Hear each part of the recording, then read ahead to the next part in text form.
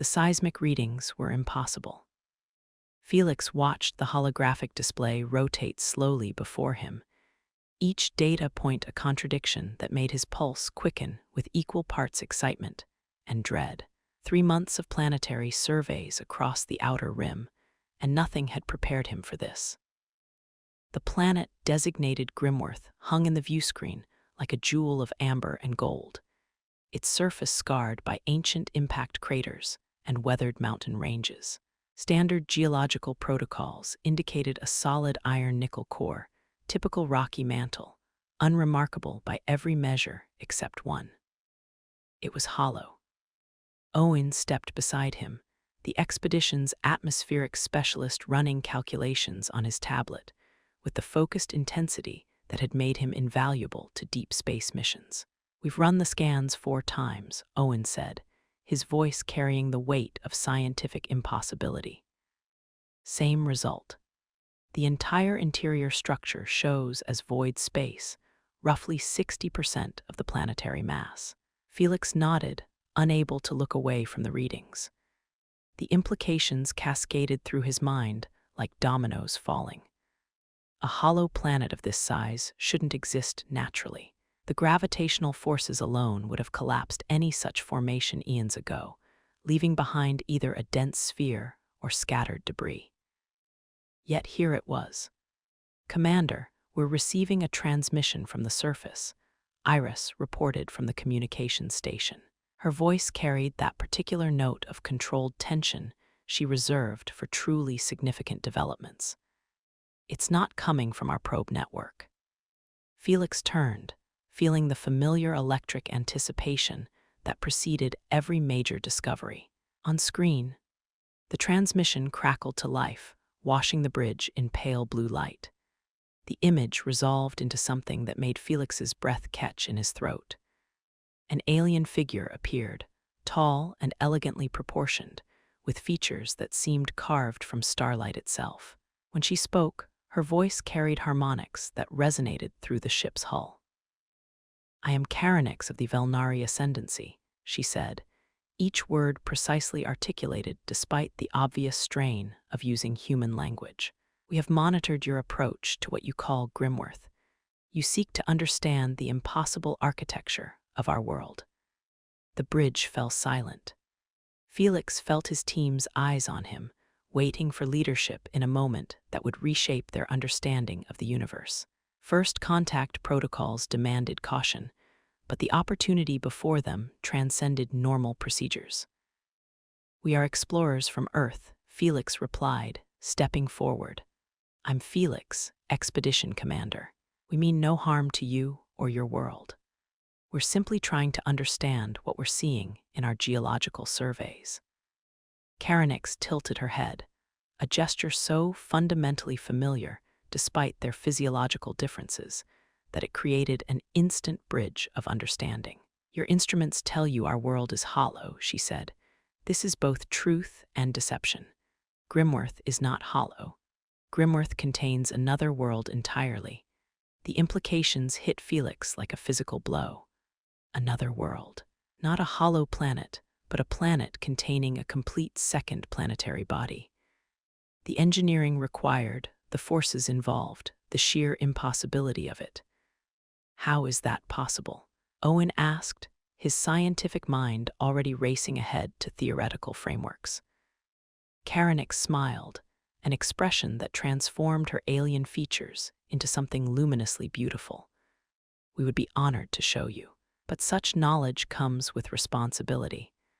Once you understand the truth of Grimworth, you become part of its protection."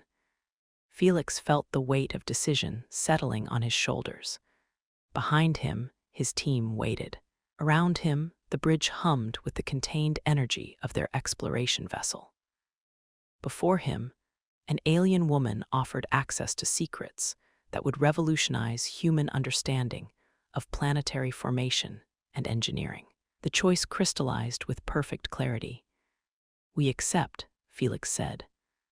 The journey to Grimworth's surface took 12 hours through atmospheric layers that defied every model in their databases.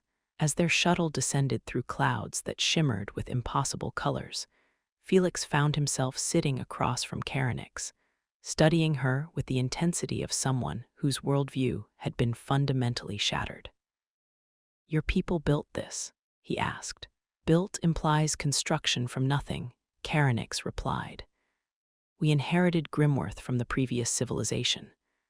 The architects, as we call them, left us guardians of their greatest work."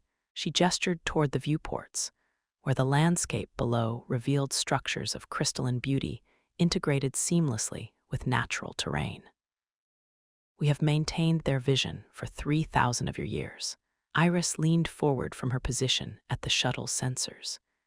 "The energy readings from below are unlike anything in our databases. What powers a world within a world?"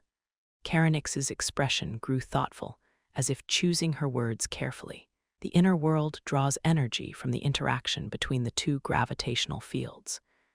It creates a stable resonance that maintains both the outer shell and the inner sphere. The process generates more energy than it consumes. A perpetual motion machine on a planetary scale," Owen breathed. "Impossible." "Nothing is impossible," Karenix said gently. "Only undiscovered." The shuttle touched down on a landing platform carved from what appeared to be a single, massive crystal. As they disembarked, Felix felt the subtle wrongness of the gravity, the way his inner ear struggled to process the complex gravitational interactions at work. Above them, the sky showed the curved interior surface of the outer shell, while ahead, a transportation platform weighted with sleek, organic curves. The descent into Grimworth's interior took place aboard what Karenix called a gravitational elevator, a tube that seemed to phase through solid rock while maintaining perfect comfort for its passengers. Felix watched through transparent walls as they passed through layers of the planet's structure, each revealing new impossibilities. The outer shell was hollow, but reinforced with crystalline matrices that distributed structural stress across vast distances. Energy conduits ran through these supports like arteries, carrying power generated by the gravitational interaction between the two planetary bodies. The engineering required such precision that Felix found himself struggling to comprehend the scale of intelligence that had designed it. And then they emerged into the inner world. Felix gasped, unable to prevent his immediate emotional response. Before them stretched a landscape of breathtaking beauty, rolling hills covered in vegetation that gleamed like spun silver, vast lakes that reflected an artificial sun that hung suspended at the exact center of the hollow sphere. Cities of crystal and metal rose from carefully cultivated valleys, their architecture flowing like frozen music. "Welcome to the true Grimworth," Karenix said, her voice carrying pride and deep affection for her world. "Our ancestors were not the builders, but we are its protectors." As their transport glided over the impossible landscape, Felix found himself drawn to the logistical implications. "How many people live here?" "Nearly 2 million, Karenix replied. "The inner world provides perfect conditions for life, with weather controlled by the gravitational interactions and energy unlimited by our understanding of the architect's design." Owen was running calculations on his tablet, his excitement barely contained. "The gravitational mechanics alone represent physics advances centuries beyond our current understanding. The energy generation system could revolutionize human civilization." Karenix turned to study him with sudden intensity. "This is why we are cautious about sharing our secrets. Power of this magnitude carries the potential for great creation and great destruction." They landed in a city that seemed grown rather than built, its structures flowing organically from the landscape, while maintaining mathematical precision that satisfied every aesthetic sensibility. Citizens of the Velnari ascendancy moved through broad plazas and elegant walkways, their tall forms draped in clothing that shifted color with their movements. Felix found himself walking beside Karenix through gardens that defied botanical logic. plants from dozens of worlds growing in impossible harmony under the central sun's perfect light. The air carried scents of flowers that existed nowhere else in known space, complex fragrances that seemed designed to induce specific emotional responses. Your people seemed to live without conflict. Iris observed, watching groups of Velnari engage in activities that appeared to blend art, science, and recreation into unified pursuits. Karanix nodded thoughtfully. The inner world provides everything needed for life. Scarcity breeds conflict, and we have eliminated scarcity. But we face challenges your people would understand. She paused near a fountain that cast holographic displays of distant star systems. Not all civilizations we have encountered share our philosophy of peaceful coexistence. Felix felt the weight of implication in her words. You're threatened by someone. The Dominion Security Syndicate has learned of Grimworth's existence, Karanix confirmed. They seek to claim our world and its technology for military applications. Their fleet approaches our system, and our defenses, while sophisticated, are designed for protection rather than warfare. The pieces clicked into place for Felix with the terrible clarity of inevitability. This wasn't simply a first contact scenario or a scientific discovery. This was a crisis of galactic importance, with a peaceful civilization threatened by one of humanity's most aggressive military organizations. And somehow, his small exploration team had become central to the conflict. How long before they arrive? Felix asked. 6 of your days, Karanix replied. Perhaps 7 if their intelligence about our location is incomplete. Felix looked at his team, seeing his own thoughts reflected in their expressions. They were explorers, not soldiers. Their ship carried scientific equipment, not military hardware. By every rational measure, they should report back to Earth Command and let military strategists handle the situation. But rational measures had become meaningless the moment they discovered a planet within a planet. What do you need from us? Felix asked. Karanix smiled, and in that expression Felix saw hope mixed with desperate determination. Your people understand warfare in ways we have forgotten. The architects designed Grimworth with defenses, but they are passive systems, meant to hide rather than fight. We need someone who thinks like a warrior to help us activate protections we have never used. Owen looked up from his tablet, excitement replacing concern on his face. The gravitational systems could be weaponized. If you could destabilize the harmonic resonance between the inner and outer worlds, the energy release would be devastating to any approaching fleet. But it would destroy Grimworth, Karanix said softly. We would sacrifice everything to prevent the syndicate from claiming our technology. No, Iris interjected, her communications expertise translating into strategic thinking. We don't destroy the system, we use it. The gravitational elevator technology, the energy distribution network, they could be modified to create a defensive grid that projects force at a distance. Felix felt the familiar sensation of pieces falling into place, the moment when impossible challenges revealed unexpected solutions. Your world is already the ultimate weapon, but designed for creation rather than destruction. We don't change what it is, we change how it's used. Over the following days, Felix found himself immersed in collaboration that stretched every aspect of his training, working alongside Velnari scientists and engineers. His team developed modifications to Grimworth's gravitational control systems that would create defensive fields capable of disabling approaching ships without destroying them. The work was exhausting and exhilarating, requiring mathematical precision that pushed the boundaries of human understanding. Felix found himself working closely with Karanix. Their different approaches to problem-solving, creating solutions, neither could have developed alone. In quiet moments between their intensive sessions, he discovered aspects of her personality that transcended species boundaries. Her dedication to her people, her fierce intelligence, her capacity for both pragmatic decision-making and genuine compassion. When she laughed at his attempts to pronounce Velnari technical terms, the sound created harmonics that seemed to resonate in his bones. "Commander," Owen said during one of their late-night planning sessions, "we're seeing energy signatures from the approaching fleet. They're moving faster than expected."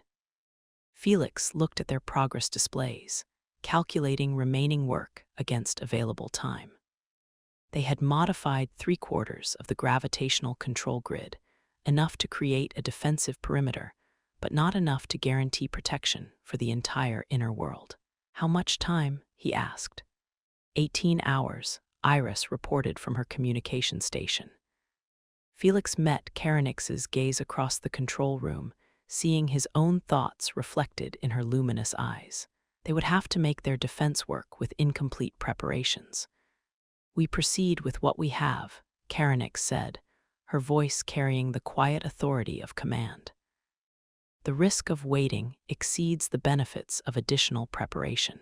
The final modifications took 14 hours of continuous work, with Felix and his team pushing themselves beyond normal limits, while their Velnari counterparts maintained the delicate balance of planetary systems.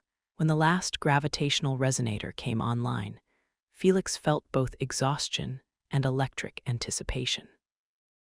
They had transformed a peaceful world into something that could defend itself without compromising its essential nature. The syndicate fleet materialized at the edge of the system like a collection of predatory vessels, their dark hulls bristling with weapon arrays and military sensor equipment. Felix watched their approach on the modified display system, feeling the weight of responsibility for an entire civilization.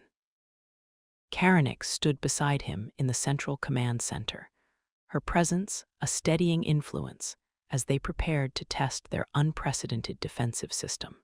Around them, Velnari technicians monitored energy flows and gravitational harmonics with the focused intensity of musicians performing a complex symphony.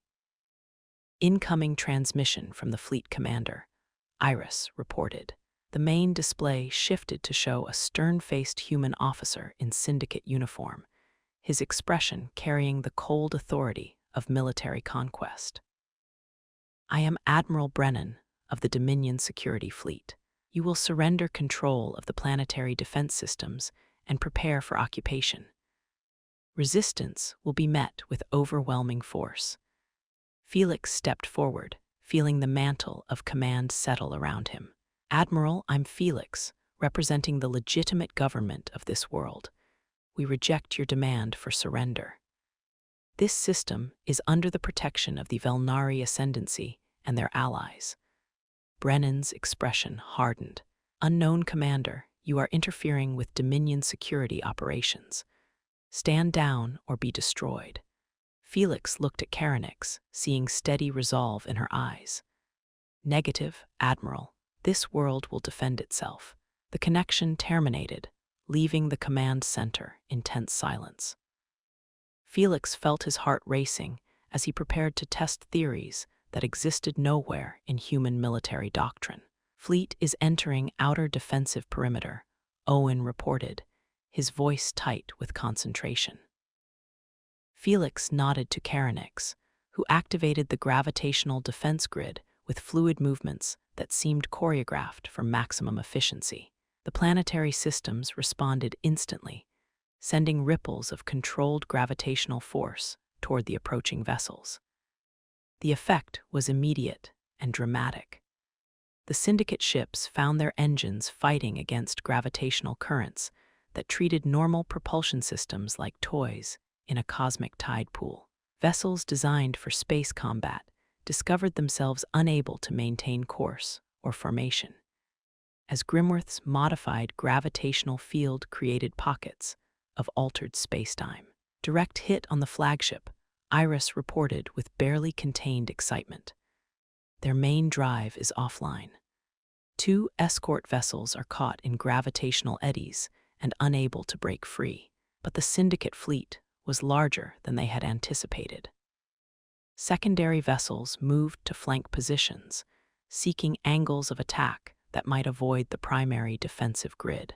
Energy weapons began charging, their signatures unmistakable on the sensor displays.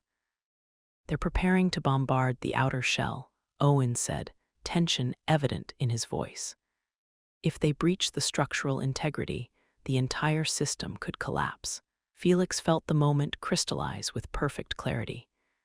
Everything they had worked for, everyone they sought to protect, balanced on the edge of decisions made in seconds rather than hours. Karenix met his gaze with luminous intensity. "There is one more option," she said quietly. "The architects built emergency systems we have never tested. Full gravitational manipulation, enough to move the entire inner world." The implications hit Felix like a physical impact. "You're talking about relocating the inner planet while maintaining the outer shell's integrity." "It has never been attempted," Karenix acknowledged. "The energy requirements are enormous, and failure would result in the destruction of both worlds." Felix looked at his team, seeing determination mixed with fear in their expressions.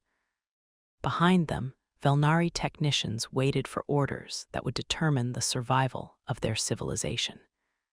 The syndicate weapons were reaching full charge. Soon they would begin bombardment that could destroy everything. "Do it," Felix said.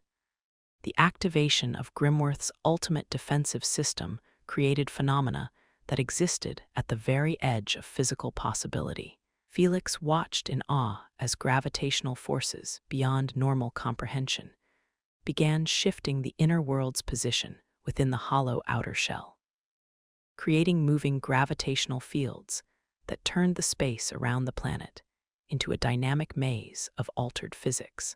Syndicate vessels found themselves caught in currents that defied every principle of space combat.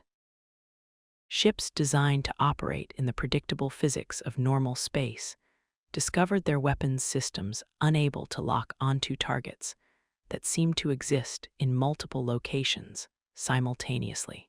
"The flagship is requesting communication," Iris reported.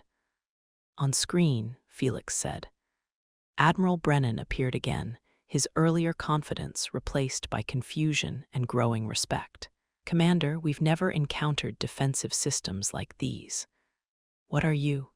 "We're explorers who learned to protect what matters," Felix replied. "This world and its people are under our protection. Withdraw your fleet, Admiral." Brennan studied him for a long moment, military assessment visible in his expression. "The Dominion will remember this encounter, Commander. This isn't finished."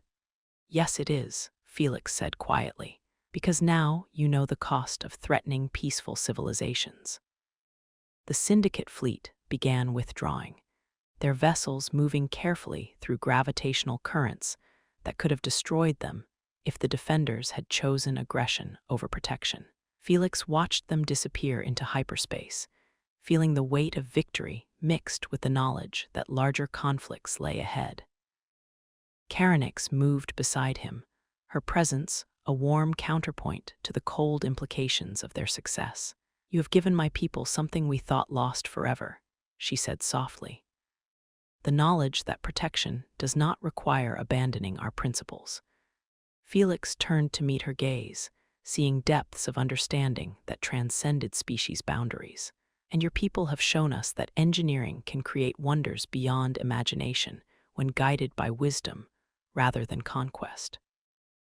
Around them, the command center buzzed with the controlled chaos of teams securing systems and assessing their unprecedented success. Owen was already deep in calculations, exploring the theoretical implications of gravitational manipulation on such scales.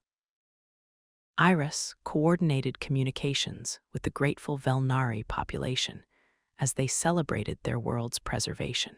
But Felix found himself focused on the woman beside him, an alien whose courage and intelligence had transformed a first contact scenario into something approaching legend.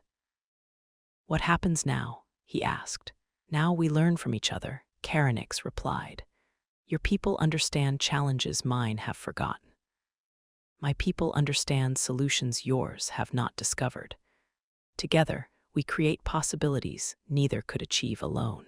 Felix nodded, feeling the weight of future responsibilities and the electric anticipation of discoveries yet to come. He looked through the transparent walls of the command center at Grimworth's impossible landscape, the inner world that existed in defiance of physical law, protected by courage and defended by cooperation between species who had found common ground in the space between worlds. The hollow planet rotated slowly on its impossible axis, the inner sun casting perfect light across gardens where children of two species would someday play together, where engineers would develop technologies that honored both human ingenuity and Velnari wisdom.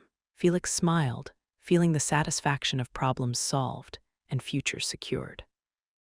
Outside, the stars waited with infinite possibilities, each point of light representing worlds that might harbor wonders beyond imagination. The exploration would continue. The partnerships would grow. And somewhere in the vast complexity of the galaxy, other worlds within worlds waited to be discovered by those brave enough to see beyond the impossible toward the inevitable. In the quiet moments between one adventure and the next, Felix allowed himself to appreciate the present moment.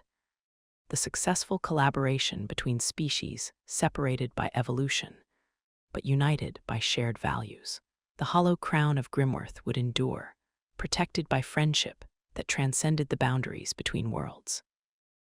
The future stretched before them like an uncharted star map, full of promise and possibility, waiting for explorers brave enough to discover what lay hidden in the spaces between the known and the impossible.